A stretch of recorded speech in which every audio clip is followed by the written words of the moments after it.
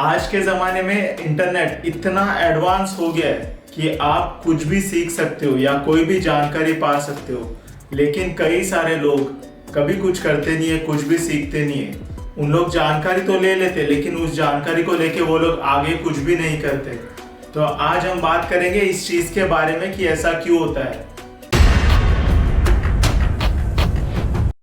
तो सबसे पहले तो ये जान लो कि इंसान का दिमाग दो हिस्सों में बटा हुआ होता है। एक होता है उसका कॉन्शियस माइंड और दूसरा होता है उसका सबकॉन्शियस माइंड। तो कॉन्शियस माइंड का काम होता है नई नई चीजें सीखना, नई नई चीजें पढ़ना, नए नए सिचुएशंस को एनालाइज करना, प्लानिंग करना, टाइम मैनेजमेंट करना और ये सारी चीजें। इसको लॉजिकल माइंड भी कहते हैं क्योंकि इसका काम होता है सोच के हर चीज करना।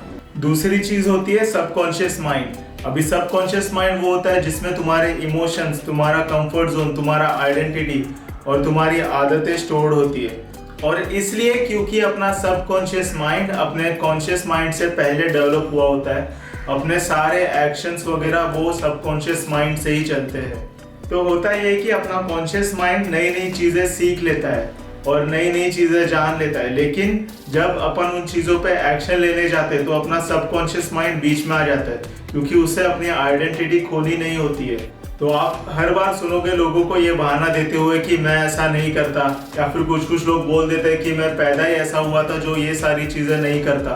तो ये सारे बहाने झूठ होते हैं और ये सारे बहाने आपके सबकॉन्शियस माइंड से आए हुए होते हैं। और इन्हीं झूठ बहानों की वजह से लोग बस अपने उस आइडेंटिटी में अटके हुए होते हैं और सारी चीजें पता होने के बाद भी कभी वो लोग अपने कंफर्ट जोन के बाहर नहीं निकलते और पूरी जिंदगी बस उसी चीज में अटके हुए होते हैं।